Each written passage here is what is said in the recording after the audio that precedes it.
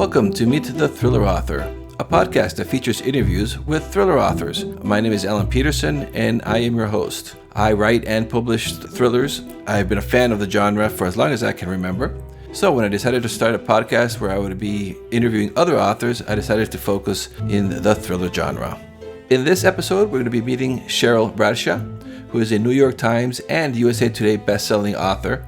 She writes mysteries, thrillers, romantic suspense, and in paranormal suspense. And she's the force behind popular series like the Sloane Monroe series and the Addison Lockhart series. So let's meet Cheryl Bradshaw. Cheryl, how you doing? I'm doing great. Thanks for having me. Oh, you are very welcome. I thank you so much for coming on. Can you tell us a little bit about yourself, please? I grew up in California, currently live in Utah, and I've been writing for only about 5 years, but have been I wanted to get into publishing and publishing a book for over 20 years. So it's been a little bit of a long road, which has finally caught up to me. Do you start out on with the traditional publishing or indie, or do you do both? I'm currently hybrid. I started out indie. I originally was like, I'm not going to go indie. I'm not going to do that.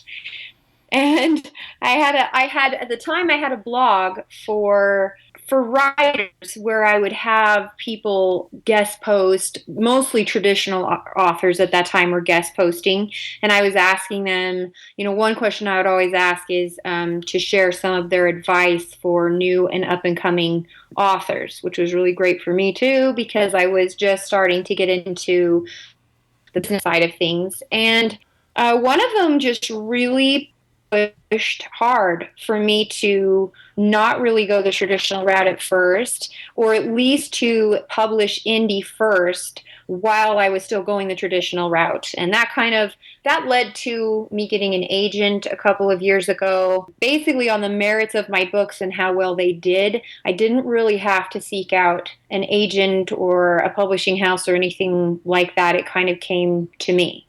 What finally was what inspired you to do your first book? What inspired me was that I moved to Wyoming, and I'd gotten married to someone who was from Wyoming, and the town was really small, and there wasn't a lot to do there, and I thought, I'm not used to not being active and working, and I've just come from selling real estate in Park City. I'd actually started writing the book while I was doing that, but it was just more of a dabbling kind of thing. And then when I got settled into Wyoming, I thought, I'm just going to knock this baby out and see what happens. And so that's what I did. Oh, wow. And you end up publishing that book?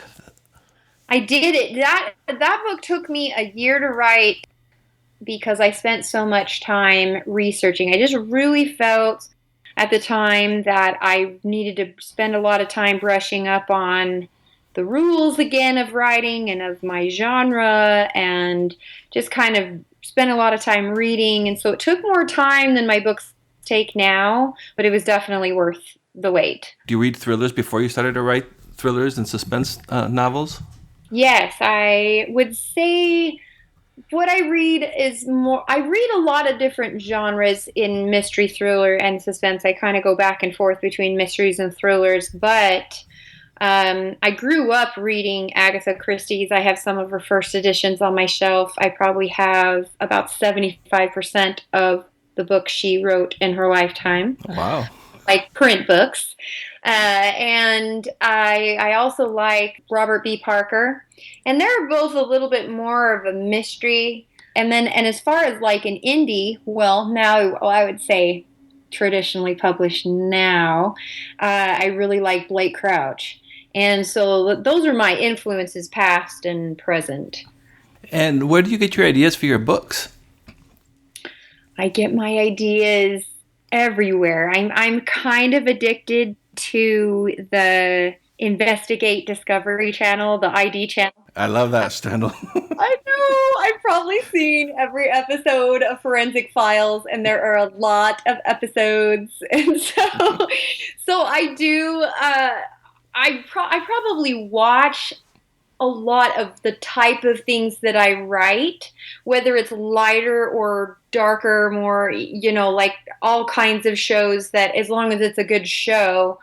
And then usually it's not the idea that they present maybe in an episode, but I'll watch something and say, okay, I could make this kind of twist and do it this way, and I can write that. So it's a little different, but especially when it comes into forensics, which is really fascinating to me.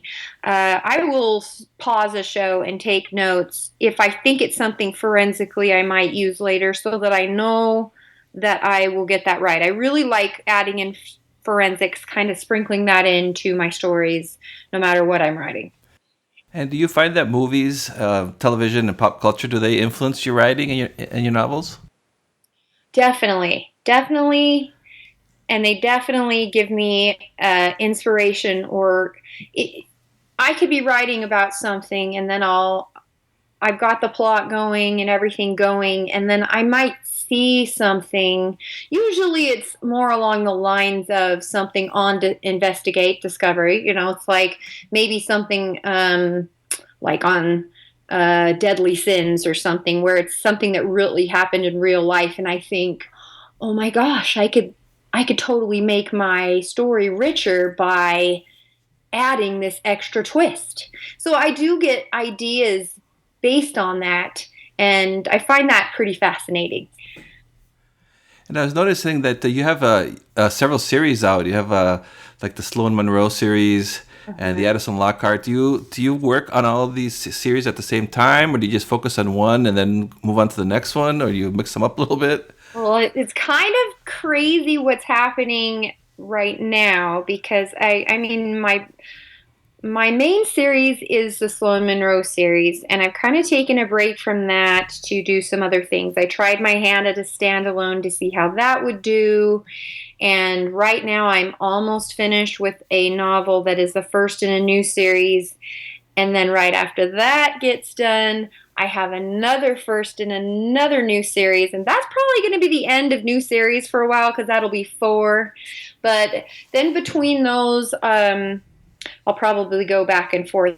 Like, I have a list of like how I need to write, and in what order I need to go on. But I will say that sometimes I'm writing two different books at the same time. Wow, that's pretty impressive. It's kind of, I have to really keep my head wrapped in it. If not, it starts to get a little fuzzy. But if I'm having a hard time with a chapter on one of the stories, it's just an easy thing for me to just go, okay, well, this isn't working. I've been sitting here for a while. I'm wasting my time. Let's open up this other one and see if that comes to me a little bit easier today. And you said you have a standalone novel out. Have you noticed a difference between the reader fan interaction with in comparison to a series?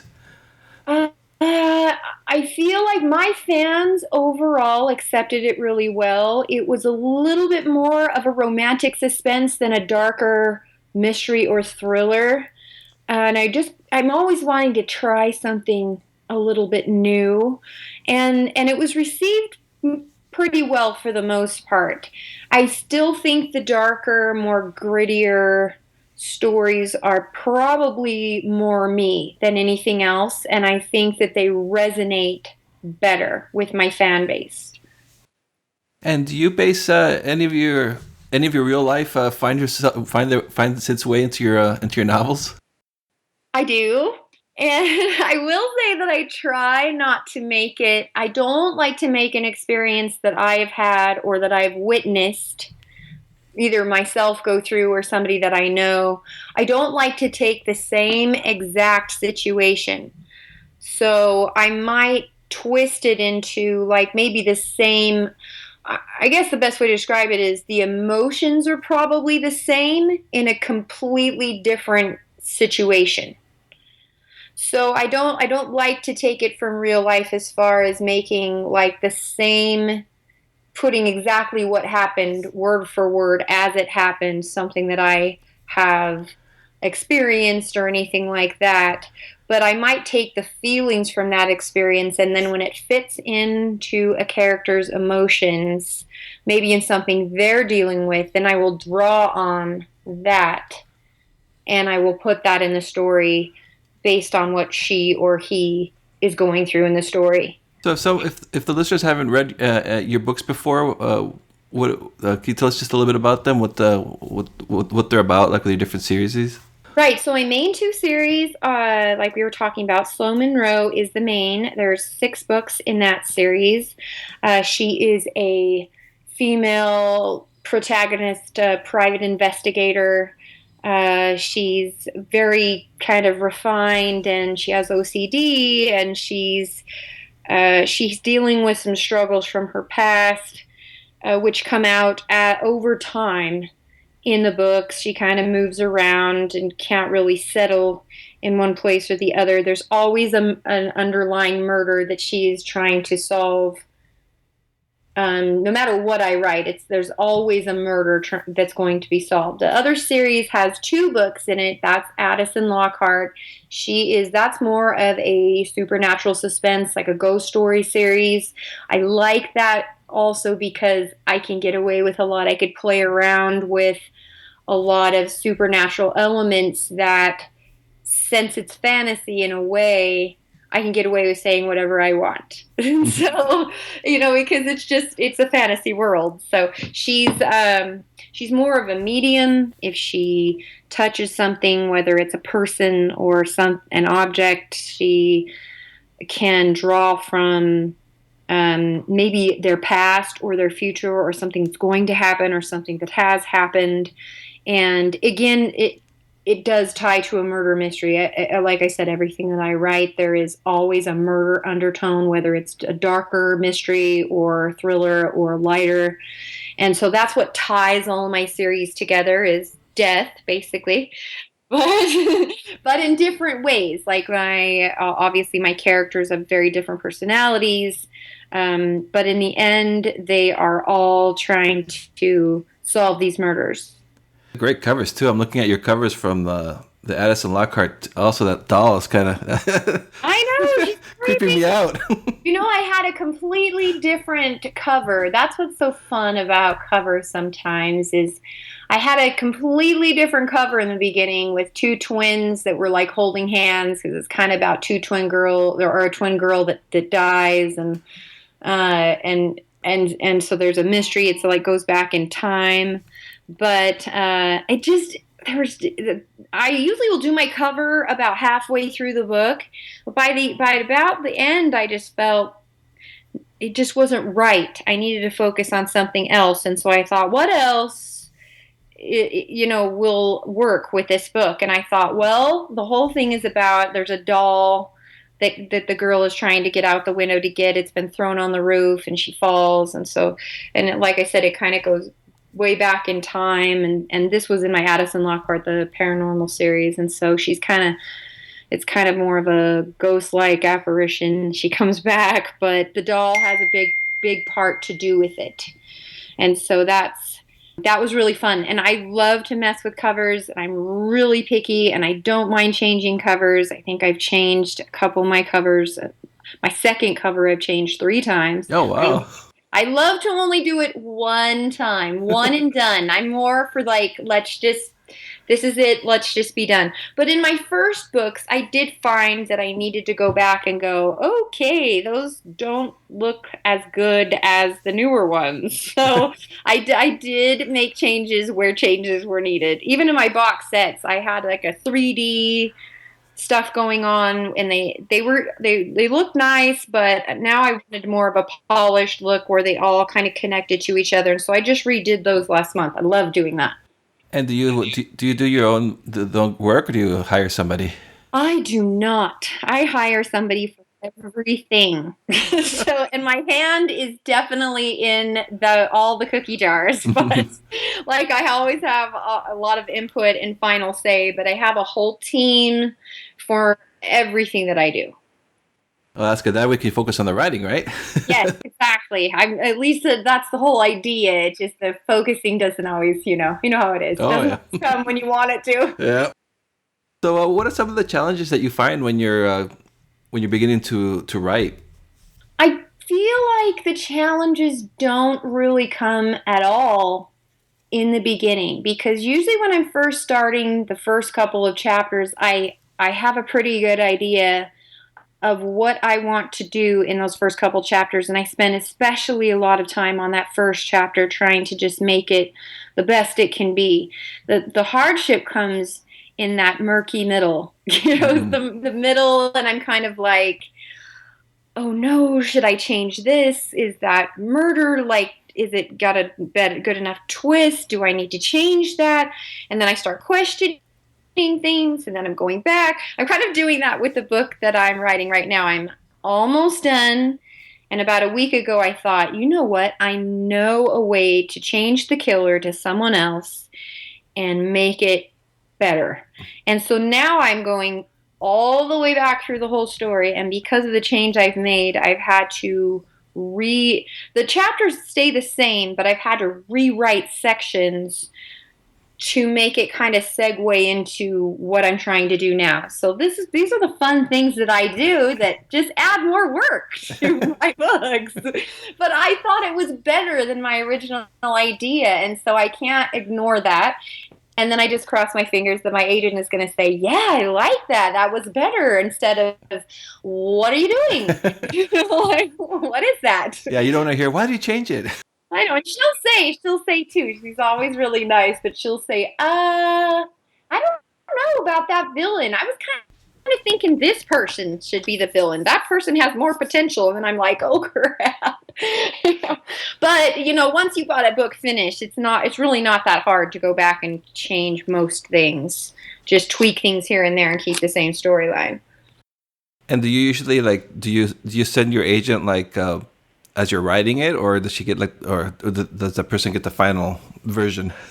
It depends on the book. The last book that I sent her was my standalone that I was trying out, and she did say that she thought the villain should be somebody else. And so I said, well, that was actually my second pick for villain. And she said, these are my reasons why this person should be the villain over this person. I think it would be a richer story if you did that. And it really wasn't very hard to change actually because you figure your villain's already weaved into the story, so it's going to be somebody that she's already read about. But I really value her input, and usually, I mean, everything she says makes my stories better. And so and I've never really disagreed and said like, no, it has to be this way. I've never felt that passionate about it so far. I felt like, you know what, I see what you mean. I'm going to go back and change that. Oh, that's awesome that you have that you're both in tune like that you can work together that well. Yeah, she's pretty great. Where do you usually write? So I moved to Utah a few months ago, and so right now I'm writing all over the place. So my desk just came like a few days ago. Oh wow. So I am sitting at it now finally. Today's the first day. But I have been writing everywhere, on the sofa, on the bed, wherever I can write. So I don't like it. I prefer to write at a desk. I feel it makes me feel like I'm more in work mode. And so that would be where I try to write. And do you use like a writing software, or do you just use Word? I just use Word, and I just, pound it out, and then I send it off to my editing team, and then they can do whatever they want. And I don't worry about it. I like Word. It's easy for me. So that's what I go with. And what's your writing process? Are you like a big plotter, or do you just kind of go along, make it up as you go along? Yeah, well, when I wrote my very first book, I had an entire outline planned because I thought that was like just the best thing. I'm kind of the type of person that makes lists, and I'm good with lists. But for me, it took away from the freshness of the quality of what I was trying to produce. And sometimes when I sit down, so I don't do that now.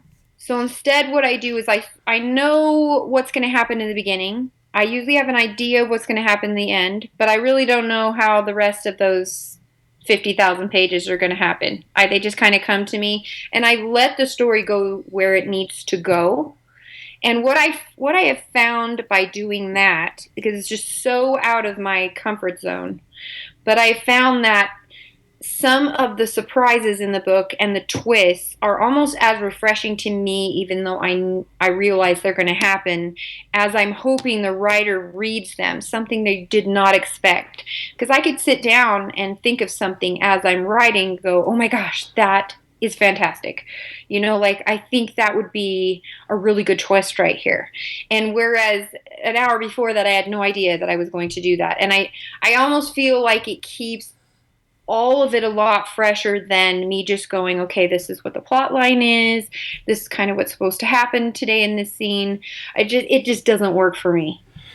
Yeah, it sounds like it's more a little more fun for you as a writer too. Yeah, it is. I'm like, wow, who knew that character wanted to do that today? Okay. And I know this is a hard question because I asked this question, and sometimes people are they're like, "Oh, there is no typical day." But can you describe like what a writing day would be for you when you're in the zone when you're writing? So a normal writing day, which I wish most of my days were a normal writing day, and they're not because things always come up on the business end. And I love the business part of it and the promoting side of it. I just wish I could write more. I think every writer feels that way. But I start my day going through emails. If I have fan mail, I need to write back. I always want to do that. I try to keep that within 24 hours if I can. And I touch bases with my assistant. What is she working on? And what would I like her to work on? And whatever she's doing. It could be a multitude of like different kinds of things. I check all of my social media, and then I try to get off of it. Trying is a good word because it doesn't. I get sucked into that vortex. But I usually try to, when I start writing, I try to write for at least 4 hours straight. I might break to like get up and have, my sixth cup of tea for the day. But I try to get up about every hour and just walk around. But I like to write for a bulky period of time. Most of my friends and family are conditioned now that, between this hour and this hour, I'm probably not going to write back unless it's an emergency. Oh, that's good. That's good. It's good at training them. When your mind, I find that if the phone rings and it's whoever, like maybe not friends and family, but just a random phone call, my head comes right out of the story so fast that sometimes I can't, I'm on a roll and I cannot go back after. And so I do everything I can to keep it really solid until like that chapter is finished or that idea is finished. Sometimes they answer the phone and say, "Hold on, whatever I have to do, I'll be right back. Just a second." Yeah, it's amazing how how it just really does suck you right out of it. Oh gosh, it really does, and it's the same goes for. Like one of the things I always say for advice for writers is try not to go more than a day or two. Even if you write for 15 minutes, try to keep your mind in your whip, like your current book that you're writing. Even if you just are in it for a minute, it's amazing the more days I go, like Christmas is going to be a good example. I will have to take a break for a while, which it's not have to, like I don't want to. I just have about a week and a half to 2 weeks that family's going to be around, and I know that's coming up, and so I'm working really hard on deadlines right now because but it is hard. If I can get that book finished, then I won't have to worry about that. But if I take a break and I try to come back to the book after a while, it's very hard. Are your deadlines self-imposed or are those coming from your agent?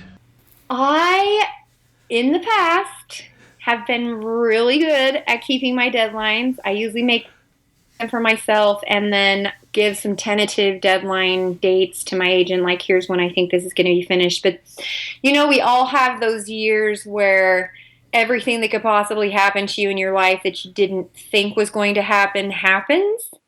And that was my year this year.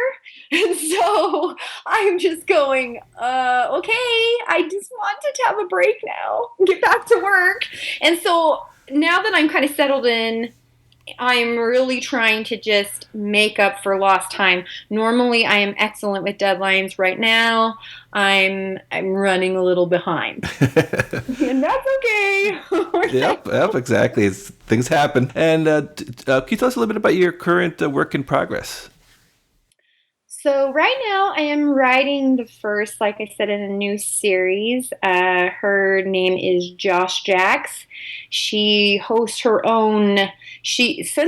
I'm really addicted to the Investigate Discovery Channel. She's a former medical examiner who really just did not like being in like her stuffy lab, and she has kind of given that up to host a show, which deals with the most recent murders, serial killers, anything that's like a conspiracy. And she just happens to find herself at the beginning of this book in New Orleans, and she's at a book signing for an author that writes true crime. And it's kind of like a celebration of a 25 years since a serial killer he was electrocuted in the death chair. So she's doing the last signing. The author is doing the last signing, and Joss is there. She gets her book signed, and then next morning she finds out that this author has been murdered, and it all kind of stems from this book that the author was writing that was really pretty secretive. She didn't say a lot to her agent. She didn't tell a lot of people about it. And so the whole idea is, who was she writing about, and what problems did that cause that led to her murder? So it opens up a whole bunch of different avenues. And so in the midst of that, you're also getting to know Joss, because it's book one in this series, and her background and what brought her where she is right now. So this is the most complex book I've ever written, because it really goes back. It goes back in time between the 80s and now, because what happens to what happens to the true crime writer stems from something from the past that she is now writing and trying to keep under wraps. Something she's kind of been piecing together about a serial killer who she thought kind of got a bad rap that she had previously written about. So it's just it's definitely has the most pieces that I've ever had to try to put together and make flow right. Going back and forth in time is kind of crazy. Yeah, I was going to ask you about time jumps, how you handle those. I'm trying to make sure that the dates are right and the wording is right for that time. Like the 80s, obviously, it's a little different, and that would have been said, in the fashion, and if I'm describing anything, that is it just on point. But I also think, after bashing my head in a few times over like it's a little bit hard to go back and forth in time, it definitely adds an element that I have not done before, and I'm always trying to try something new and just see what I can do with it. And so I am really excited about it. I think once it's done and it all comes together, I do believe that I'll be very happy with it, and I hope that it resonates well with my readers. Well, it sounds like an excellent plot. So it's gonna be exciting. When do you think it'll be out? Well, the hard part about that is that this will go to my agent, and that will be a process. So it just depends on what happens with it. If it gets offers, and then if it doesn't get offers in the U.S., then it'll go out for foreign offers. And so the soonest I would be able to release it, if I didn't accept an offer, would be at least 6 months.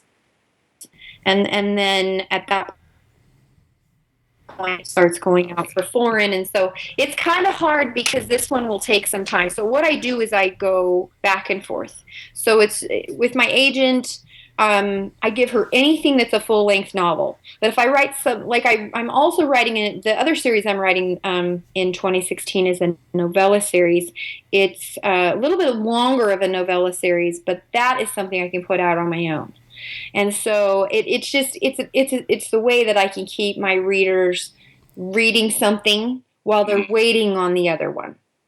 Oh, that's a good idea. It's kind of like a in between. Yeah. Yeah. So I take turns. Yeah. It's sort of like one for you, one for the family, one for you, one for the so, I had hoped to move that along a little bit more this year and get it finished. I actually wanted to have it finished before now, but we're back on task, so that's good. That's good. That's good. So do you still? I mean, such a busy schedule. Do you still find time to read? I do. I read at night when I'm winding down, and I mostly read what I write because that's what's most fascinating to me. So I'm usually always reading two different things: one nonfiction and one fiction. And the fiction is almost always mystery or thriller. So right now I'm reading. Let me see. I'm reading James Patterson's Hope to Die. I'm almost done with that. And so, like, one night I'll read fiction, and then maybe the next night I'll read nonfiction. And nonfiction, I like to read, like, inspirational books. So, like, I'm also reading Joel Osteen's Breakout. So I just like all that kind of stuff. And so I think it's inspiring. And I love to keep up with the thrillers too. I'm kind of waiting for Blake Crouch's new book to come out, which I think is going to be some time. And so I'm reading some of my other author friends in the meantime. What did you think of this TV show? I can't believe it. I'm drawing a blank. Wayward Pines? Yes. I liked it a lot. I liked that there were some changes from the book, but not in the way that most people will talk about and go, oh, I didn't like it because everything was different. It wasn't like that at all. I found that a lot of it was very similar to, and in the same vein of the way that he wrote it. And it's just funny seeing it on the screen, like when he talked about, what the creatures look like, behind the fence. I had pictured something completely different in my mind than what they look like. Yeah. Like, oh, that's different. I was kind of picturing more of like a Velociraptor person, I don't know. Yeah, it was more like an alien kind of look on the TV show. Did, and so I was all, oh, so that wasn't what I was thinking they were going to look like. So I did actually like that. It was, and I have to say that I'm very picky about characters. Like when they announce, like, oh, this book is, maybe going to have, these are the actors that are going to play the roles. We all do this. Half the time we're like, what? I didn't see that person being that person. But I felt like the characters were excellent, and they were, for the most part, exactly how I pictured they would behave and act, and they were all like right on point for me. So I loved it. I thought it was a great series. All of my friends loved the series, and I was really impressed with how it turned out. Yeah, it was good. It's a big hit, so they'll probably do another one now. Yeah, I know he's working on something new, and it does tie into the book that I believe it's finished, but I know that he's on set working on something new. And I'm excited for that. He said he's going to be talking a little more about that pretty soon, and I think that will probably be great. It was great that he teamed up with M. Night Shyamalan for Wayward Pines. I totally could see that as a fan of that kind of stuff, and Twin Peaks and The Twilight Zone, that totally fit into the vibe that you needed to get off that show. Anyway, it was very exciting. Yeah, I was excited. Okay, well, do you have anything you would like to say to our listeners before I let you go? That I appreciate everybody that takes the time to just read our genre and and appreciate what we're trying to do, and I love interacting with fans, and just I love the excitement that what we're trying to portray in our books how it comes across to everybody else, especially when you get that email that says, I love this book, and it's not like it touches them in a profound way as far as because they're murder mysteries. But what I get a lot is I'm dealing with this issue in my life, and it just made me escape that for a while and be able to just get engrossed in a book, and that means everything to me. Oh yeah, that's beautiful. I mean, it helps people get their minds off their life, their problems in their lives. Yeah, even if they're reading about something that's not maybe completely heartfelt, it still has so much emotions there that I think it just sweeps them up into a world where they can just not worry about all the pressures of daily life, and I love that. I will provide that as long as I can. And where can readers find you? I'm assuming you're on Facebook. You're pretty active on Facebook and Twitter and everything.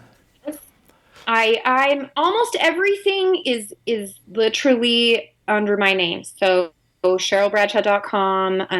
Cheryl Bradshaw author page is Facebook. Twitter is Cheryl Bradshaw.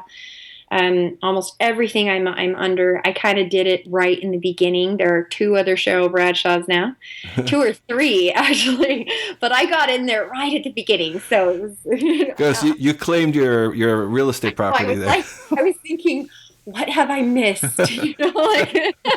I try to be just a solid name whenever I can. I know it's hard for some authors, but you can find me pretty easily. You can even Google Cheryl Bradshaw. My website comes right up. All right, great. Well, thank you very much, Cheryl, for being on the show. It's real nice talking to you about your work and your writing.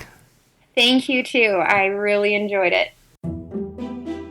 Thank you for listening to this episode of Meet the Thriller Author. You can visit our site at get.thrillingreads.com/podcast for more information on our podcasts. And you can also subscribe to this podcast on your favorite podcatcher, like iTunes, the most popular one, of course.